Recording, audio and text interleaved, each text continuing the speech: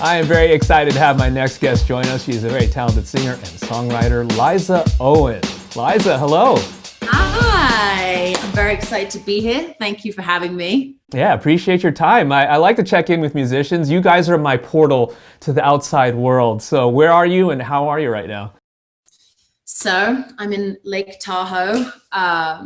It's my first trip basically since the lockdown, just real getaway. And it's just been nice to get out of the city because I got stuck in LA, which is not too bad, but usually by now I would have been back to London, been to see my family, just done like so much traveling. But yeah, so it's my first time getting out the city for like such a long time, and I feel great. It's so nice.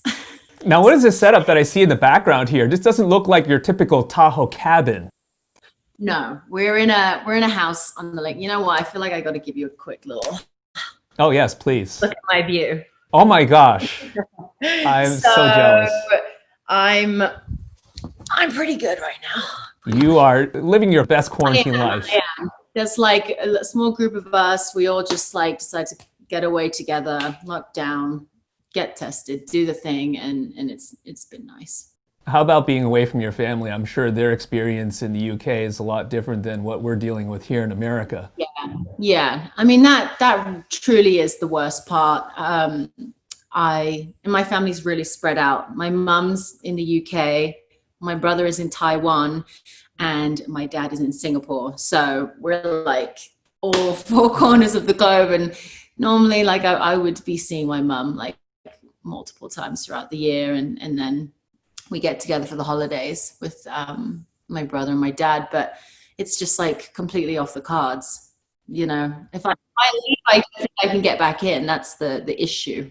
Obviously, in the middle of all this, you released some new music, specifically geared towards a lot of us, I feel. Why aren't we having sex?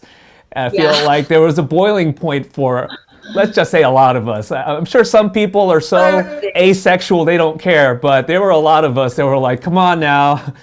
Hello? How Yeah. long is this gonna last? I know. And honestly, like it was the perfect storm. That song was written the weekend before we all went into lockdown. I did my first sort of writing retreat away with some like my main collaborators, and both of those songs were written that weekend. And then like 5 days later, it was like total lockdown. So I was like having a lot of conversations with my friends who were single, who were saying like how tough it's been. They're not, they're on the apps, but for what?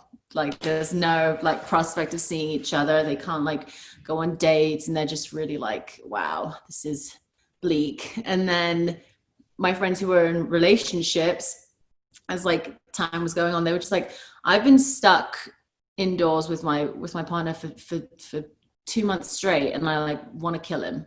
So not having sex because I hate you. And it just like it kind of just started unraveling all of this sort of deeper meaning. And I was like, I think maybe, this is a song that I need to hear right now. Some of my friends need to hear right now. And I hope like, it could either spark some fun into people's lives or, remind them like what's important. When you were first writing songs, at what age were you kind of expressing yourself, and what type of feelings were you writing about? I mean, my first songs, which were probably, I'm sure they were terrible. I was like, like 10 or 11 years old at the piano, just learning to play piano. And then it just was very, I don't know, it came very naturally to sing at the same time, and put melody to the chords. And I think I was writing really emo stuff. I remember writing, like I had titles like The Real Me and Who Am I? And I was like, Jesus, this is, you gotta, very, Those are still very applicable today, I gotta say. True. But I'm sure like what 11-year-old me was writing about was probably very different from what I would now talk about. But that was like, earliest memories of like writing songs down, and it would be like a diary entry for me.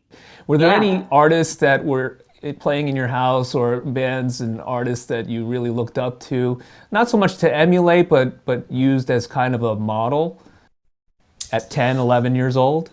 I mean, I it was a pretty eclectic taste of music in my household. You know, like my brother was really, really into bands like Oasis and Nirvana and the Chili Peppers. And so like I was influenced a lot by him and his taste in music. And then my mum was listening to like the Bee Gees, and then but divas. She loves, you know, Whitney Houston, Celine Dion, Dolly Parton. So I think I took all of that in, and that kind of is somehow seeped into my work. And then also I was listening to like, I loved Gwen Stefani. I love Alanis Morissette. And I feel like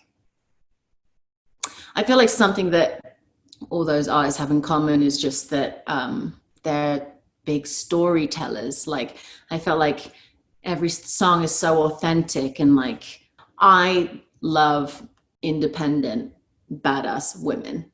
Like my mom, you know, raised us by herself. She's very independent. Like she's like my superhero, and I feel like these artists are just strong. They like went through a lot. They weren't, you know, they weren't afraid to speak their mind or to put some like risky stuff in their music. I think that's the appeal of your music, not only just for women, but I think for people in general. Like, you know, my mother's a very strong woman too. She has her opinions. She ruled the house. Hell right? yeah. So then what's the plan? What you got coming up? Well, I have an EP dropping at the top of next year. So I think I'm going to release one more song this year. And then, yeah, then we're just banging them out. And I'm very, very excited to drop the EP. There's a song on there called Josie that was the first song that was like, whoa, I think this is it. I think this is the direction I want to go with this. And it was a really, really personal story. And they all are, all of these. I had a bit of a crazy year, and so everything got put into the music. And I'm just really excited for you to see that side of me. Well, gosh, I really appreciate your time. Stay safe out there, and we look forward to the new music. You too.